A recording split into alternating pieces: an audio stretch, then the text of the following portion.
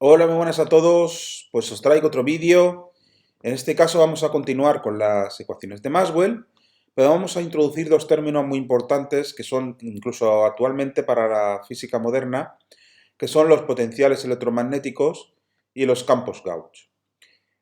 Antes de introducirlo de todas formas muy brevemente, lo que vamos a hacer es utilizar una serie de propiedades del operador Nabla, que solo recordaros que también tengo un vídeo que se llama el operador Nabla, en el que, bueno, explico el operador Nabla y estas propiedades las pongo en una transparencia, todas las que utilizaré en este vídeo. En este caso he puesto estas dos que aparecen, que nos dice que la divergencia del rotacional de un campo A es igual a cero. Por lo tanto, vamos a utilizarla aquí en la ley de Gauss para el campo magnético, que nos decía que la divergencia del campo magnético es igual a cero. Por lo tanto, aquí tenemos una divergencia, aquí también tenemos una divergencia, está igualada a cero, también aquí. Por lo tanto, justamente lo que hay en el interior de estos corchetes, que es el rotacional de A, tiene que ser igual al campo magnético, que es esta expresión de aquí. Por lo tanto, tenemos una forma nueva de expresar el campo magnético con el operador y un campo vectorial llamado A. Eh, bueno, también vamos a utilizar la ley de Faraday, porque ya sabemos lo que vale el campo magnético. Por lo tanto, la ley de Faraday nos dice que el rotacional del campo eléctrico es igual a esta constante por la derivada parcial respecto al tiempo del campo magnético. Pero el campo magnético, como hemos visto, es igual al rotacional de A. Por lo tanto, lo podemos poner aquí. Y si manipulamos esta expresión un poco, si pasamos este término al otro lado y hacemos factor común, como veis aquí, tenemos que el rotacional de esta expresión es igual a cero. También hay en ese vídeo que os he dicho otra propiedad que dice que el rotacional de un gradiente de un campo escalar es igual a cero. Este signo no aparece en el vídeo que os puse, pero como veis aquí, este signo no altera lo que es esta ecuación.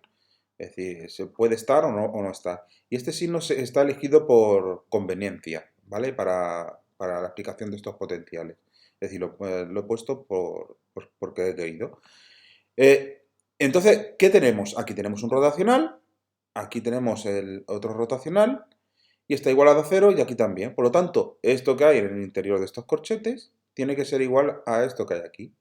Pues lo dicho, como veis aquí, he puesto que ese menos gradiente de ese campo phi es igual a esto de aquí. Así que, igual que aquí hemos despejado el campo magnético, vamos a despejar el campo eléctrico y nos queda que el campo eléctrico tiene esta expresión que vemos. Deciros que tanto este campo vectorial A como este campo escalar phi son lo que se llaman los potenciales electromagnéticos, es decir, esto como definición es suficiente. Aunque no la veo suficiente, antes que se me olvide, deciros que los potenciales electromagnéticos no tienen interpretación física, no tienen sentido físico en sí. Donde está la información física es en los campos magnético y eléctrico.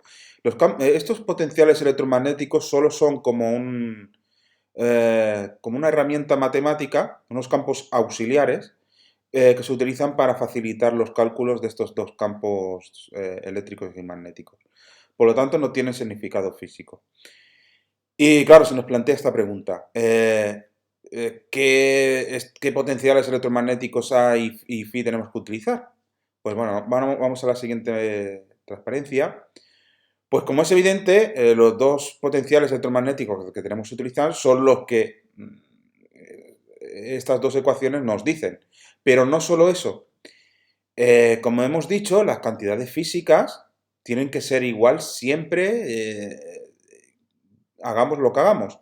Es decir, que si utilizamos otros campos auxiliares A y phi, la física no debe de cambiar. Por lo tanto, otra condición que se tiene que imponer es que esos campos tienen que dejar la física invariable.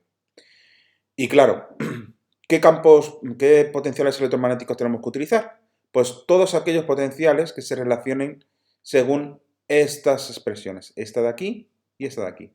Es decir, que un nuevo campo escalar phi' tiene que estar relacionado de esta forma Deciros que esta psi es una expresión es una expresión arbitraria, es una función arbitraria que depende de la posición y del tiempo. Y también el campo vectorial prima, A', tiene que estar relacionado de esta forma.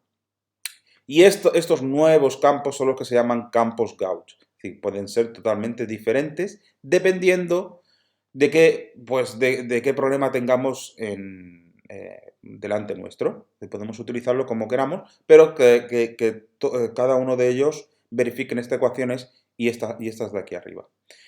Y bueno, para demostrar que esto es verdad y nos está sacado de la manga, lo que vamos a hacer es inventarnos un campo eléctrico nuevo, y entonces, claro, tiene que estar expresado con otros campos auxiliares, que son estos de aquí. Este campo auxiliar será el phi' y el A', porque son dos campos auxiliares nuevos. En teoría, a ver que ese nuevo campo eléctrico, que debería de ser igual, es decir, debería ser invariable, no tendría por qué cambiar por elegir otros potenciales electromagnéticos, no tendría por qué cambiar, pero de momento lo ponemos como E', porque no lo sabemos.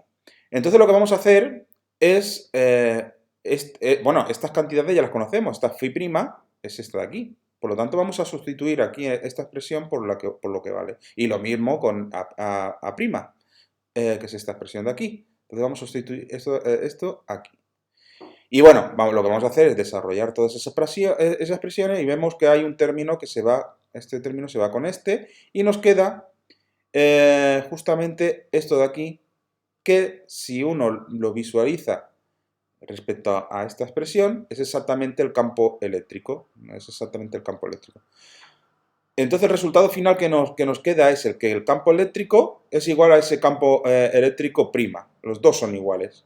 Por lo tanto, la física, según esta transformación del campo auxiliar nuevo, nos deja invariante la física. El campo eléctrico nos lo deja invariable. Pero claro, aquí solo hemos hecho el campo eléctrico. Y a ver qué pasa con el campo magnético.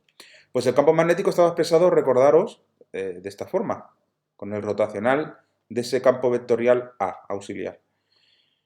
Pues, a ver, ese A' está dado por esta expresión.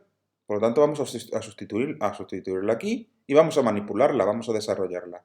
Por aquí tenemos esta expresión del rotacional de A y por el otro lado tenemos el rotacional de esta expresión. Pero, si volvéis a mirar el vídeo del operador Nabla, otra propiedad nos dice que el rotacional de un gradiente siempre es cero. Por lo tanto, este término de aquí se nos cancela, está eliminado. Y solo nos queda el rotacional de A, pero que eso justamente es, el rotacional de A, es el campo magnético. Como veis aquí, el rotacional de A es el campo magnético. Entonces, esta transformación de este campo vectorial A' nos devuelve, nos deja invariante lo que es la física del campo magnético. Así que estas dos transformaciones nos dejan invariantes las cantidades físicas del campo magnético y eléctrico. Perfecto. Pues ya está comprobado. Y solo nos queda ver un ejemplo, que va a ser un ejemplo de los vídeos que he hecho anteriormente, y también voy a aplicar los potenciales electromagnéticos. ¿Y qué ejercicio voy a hacer? Pues va a ser hallar el campo eléctrico que hay de una partícula puntual con carga Q, que está, bueno, expresada en torno a una esfera. Entonces, ¿qué podemos utilizar para hallar el campo eléctrico? Pues bueno, podemos utilizar de las ecuaciones de Maxwell, el gradiente del campo eléctrico es igual a la densidad de carga. Pero bueno, como tenemos aquí una estructura esférica, lo que vamos a utilizar para facilitar los cálculos, vamos a utilizar la formulación integral de la divergencia del campo eléctrico, de la ley de Gauss. Y recordaros que de los vídeos anteriores estaba expresada de esta forma. Aquí tenemos el campo eléctrico multiplicado por producto escalar por el vector normal al volumen, a un diferencial de superficie del contorno del volumen. Y por el otro lado tenemos la integral de volumen pues de la densidad de carga. Pero a ver, ¿qué densidad de carga hay en todo el volumen, en todo este volumen? Pues solo está Q. Por lo tanto, esa integral es rapidísima, que es igual a Q. Entonces, hemos dicho que vamos a utilizar las coordenadas esféricas y vamos a hacer esta integral con coordenadas esféricas. A ver, ¿qué expresión tiene genérica un campo eléctrico? Pues en coordenadas esféricas, pues sus componentes, que son E sub r, E sub teta y E sub phi, ¿vale? Multiplicado por sus respectivos vectores de las coordenadas esféricas. Y nos queda averiguar a ver cuál es el producto escalar por el vector normal al diferencial de superficie. Pues si nos fijamos, en cada punto de la superficie el vector normal a un diferencial de superficie coincide con el vector E sub r. Y encima, lo positivo es que encima está normalizado. Es decir, coincide que E sub r resulta ser el vector normal pues al diferencial de superficie. Por lo tanto, tenemos que hacer el producto escalar de este vector E por el vector normal. ¿Y cuál es ese producto escalar? Pues directamente el único término que sobrevive de ese producto escalar es E sub r, porque el resto es hacer el producto escalar de E sub r por E sub teta, que da 0, y el otro también. Por lo tanto, solo sobrevive la componente E sub r. Pues ya tenemos esta parte de aquí, ya la tenemos. ¿Y cuál es el diferencial de superficie de aquí, del contorno de la esfera? Pues si lo miráis en cualquier libro de consulta, veréis que esta es la expresión en coordenadas esféricas de un diferencial de superficie, que es este de aquí. Pues nada, vamos a hacer la integral del contorno de esta expresión, por todo el contorno de esta esfera, que es lo que hay que hacer. Pues eso nos deja una integral doble de estos dos diferenciales. Pero como vemos, estas dos expresiones no van a depender, bueno, no hay ningún diferencial de r para poder integrar respecto a r, por lo tanto estos dos valores pueden salir fuera. Y por la simetría del sistema, E sub r no depende ni de teta ni de phi, solo depende pues de este vector E sub r. Si hacemos la integral de 0 a pi del seno de teta nos da 2. Y si hacemos la integral de 0 a 2pi del diferencial de phi nos da 2pi. Por lo tanto, podemos despejar E sub r en esta expresión, recordar que esto está igualado a q, y podemos despejarlo y nos da esta expresión del campo eléctrico que solo depende pues de la dirección r, que es esta de aquí. Pues esta es la expresión del campo eléctrico para este problema electrostático. Recordad lo que el Gauss de Coulomb nos dice que el campo se puede utilizar como potenciales electromagnéticos, pues en teoría tenemos el campo magnético igualado a 0. ¿Y eso que nos deduce? Pues que si el campo magnético está igualado a 0, resulta que A es igual a 0. O da igual, o la divergencia de ese vector, de ese campo vectorial A es igual a 0. Bueno, entonces vamos a utilizar los potenciales electromagnéticos. Eso es lo que hemos dicho. A es igual a 0. Ya que B es igual a 0, A es igual a 0. Pues si A es igual a 0, este campo eléctrico, si A es igual a 0, solo nos queda esta expresión, ¿vale? Si A es igual a 0, solo nos queda esta expresión que es el gradiente menos el gradiente de este campo escalar phi. Y claro, ya hemos dicho que la física queda invariante. Entonces, ya sabemos que el campo eléctrico es igual a esto, en esta dirección.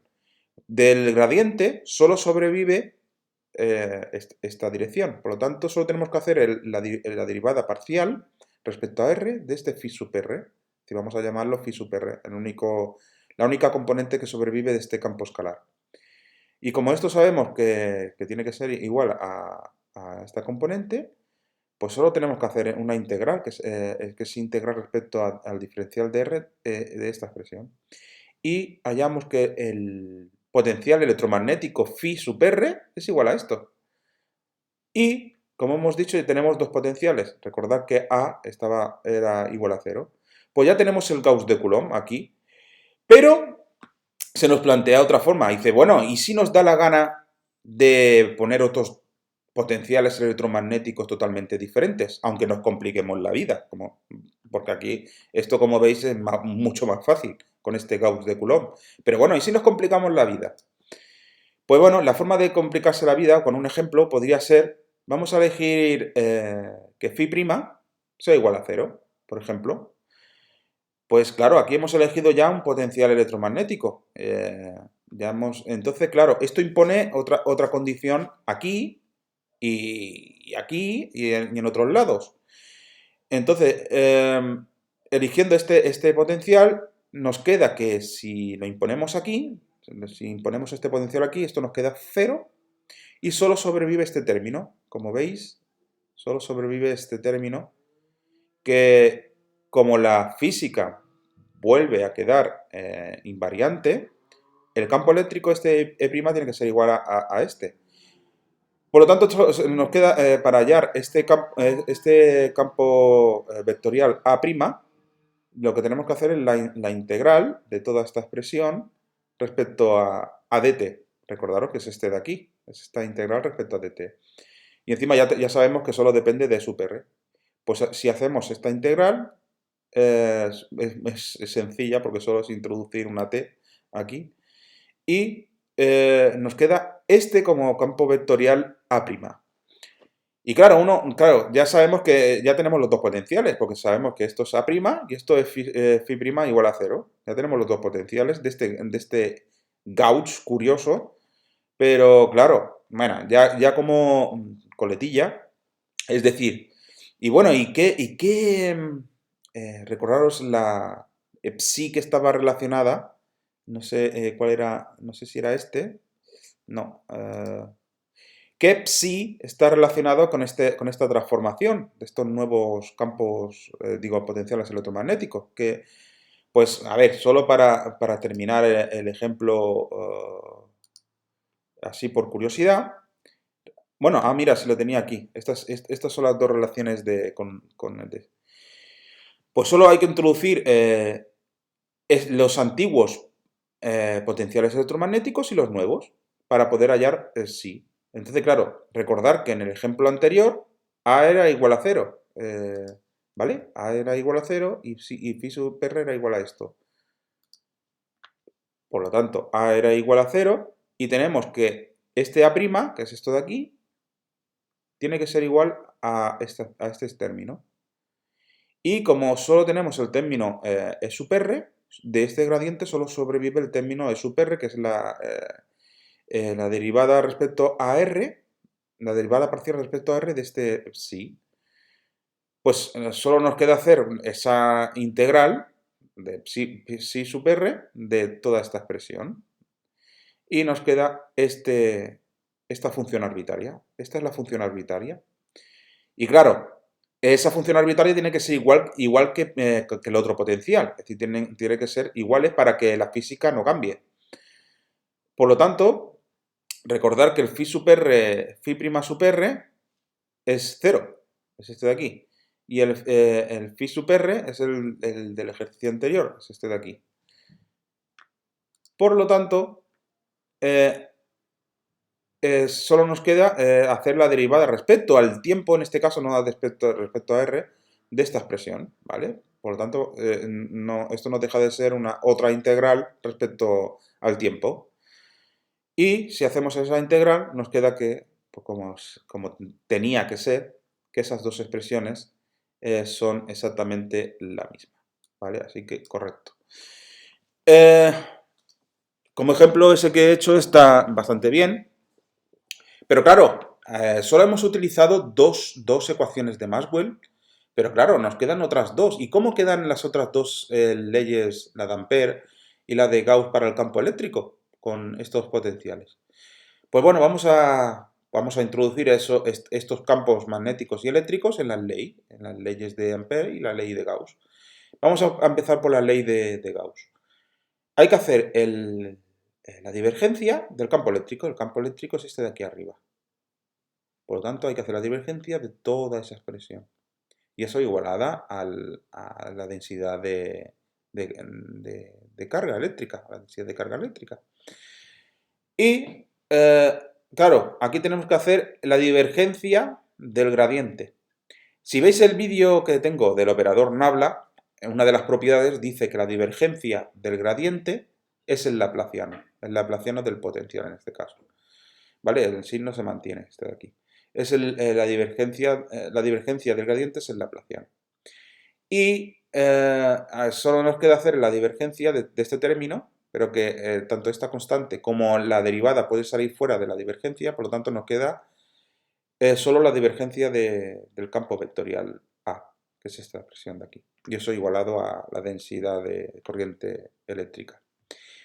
Y la otra ley que nos queda es la ley de Ampère, que es esta de aquí, que el rotacional del campo magnético es igual, pues recordaros, teníamos la densidad de corriente con el factor de la velocidad de la luz, y teníamos también también con el factor de la velocidad de la luz, la derivada respecto al tiempo del campo eléctrico. Aquí está el campo eléctrico. Pero volvemos a sustituir el campo eléctrico por su expresión, que es esta de aquí larga. Y como vemos, aquí lo que tenemos que hacer es como lo estoy poniendo aquí, es hacer el rotacional de otro rotacional. Y eso no deja de ser, también está en el vídeo del operador Nabla, que el rotacional del rotacional es esta expresión de aquí. Es decir, es hacer el gradiente de la divergencia menos el laplaciano de A. Y eso tiene que estar igualado a esta expresión que teníamos del campo eléctrico. Y claro, aquí se nos queda, pues, aquí un montón de términos muy complicados y parece que con estos potenciales, entre comillas ahora, vamos a dejar esto que voy a decir ahora entre comillas, parece que esta expresión es más complicada utilizando los potenciales electromagnéticos. Pero vamos a ver que aún no hemos elegido qué potenciales electromagnéticos vamos a utilizar. Aquí hemos utilizado las expresiones que correspondían, pero aún no hemos utilizado ningún campo Gauss que nos ayude. Y aquí es cuando viene lo importante y curioso, el gran potencial que tienen los campos Gauss. Que es, bueno, aquí vuelvo a poner las dos expresiones que acabamos de hallar para que se visualicen. Y, como hemos dicho, gracias a esa gran invarianza de los campos Gauss, pues podemos elegir un Gauss que nos dé la gana. Y en este caso, para facilitar toda esta expresión, lo más coherente es elegir justamente esta expresión de este paréntesis igualado a 0, que es lo que pongo aquí. Toda esa expresión es igualada a 0. Entonces, esta va a ser nuestra condición de campo Gauss. Y claro, ¿y cómo se conoce a esta expresión de campo Gauss? Pues se le conoce como el Gauss de Lorentz. Y como veréis poco después, esto es muy importante en la relatividad especial de Einstein, este Gauss. Y nada, quedaros con él porque es bastante importante. Y qué forma tan sencilla que nos quedan las dos leyes de Gauss para el campo eléctrico y la ley de Ampère. Nos quedan, si os fijáis, como me parece que se llaman como ecuaciones inhomogéneas de ondas. Es decir, nos dejan como unas expresiones unas ecuaciones de onda. Inhomogéneas porque están igualadas a un término. Pero nos quedan como, pues eso, como ecuaciones de onda. Así que muy curioso, ¿eh? Muy curioso lo que hace un campo Gauss. Y ya os digo, en la física moderna posteriormente se utiliza pues, muy importante. Por ejemplo, si no me equivoco, en la interacción débil y fuerte de las partículas se utiliza un Gauss. Un Gauss. ¿Por qué? Porque hay una cierta libertad, hay unos términos, igual que aquí, hay ciertos grados de libertad, esa es la palabra, hay unos ciertos grados de libertad y es por eso que se utiliza los campos Gauss. Y bueno, pues eso, en las interacciones débil y fuerte se utilizaron pues esos grados de libertad como campos Gauss. Bueno, y Solo deciros que pues, qué campos Gauss hay, ya para terminar el vídeo, qué campos Gauss son los más habituales que se pueden ver. Pues está el Gauss de Coulomb, que es el ejemplo que he puesto, así que ese no, bueno, no lo dudáis, que se utiliza habitualmente en electrostática. Está también el Gauss de radiación, aunque se puede utilizar otro que facilite los cálculos, pero bueno, que utiliza que el campo vectorial A sea igual a 0, y esto normalmente es cuando hay ausencia de cargas. Luego está el Gauss axial, la verdad que lo he conocido poco, pero bueno, tiene esta expresión porque resulta que está orientado a ciertos problemas que tienen una dirección característica. Entonces, si tienes unos problemas en los que están constantemente en una dirección predominante, puedes utilizar este Gauss. Este ni me recuerdo el Gauss temporal, en dónde se utiliza. Pero bueno, es que el campo escalar phi sea igual a 0. Y luego tenemos el importantísimo Gauss de Lorentz, que es este de aquí, igualado a 0, que es muy útil para la relatividad especial. Así que, no sé si se ha hecho el vídeo un poquito largo, pero de todas formas, espero que os haya gustado. Haré falta otras cosas importantes justo después, que ya es la notación covariante de las ecuaciones de Maxwell, muy importantes. Es decir, nos quedan unos vídeos muy interesantes. Así que espero que os haya gustado este vídeo. Un saludo a todos, como siempre digo. Suscribiros los que no estéis. Y hasta el siguiente vídeo. Hasta luego.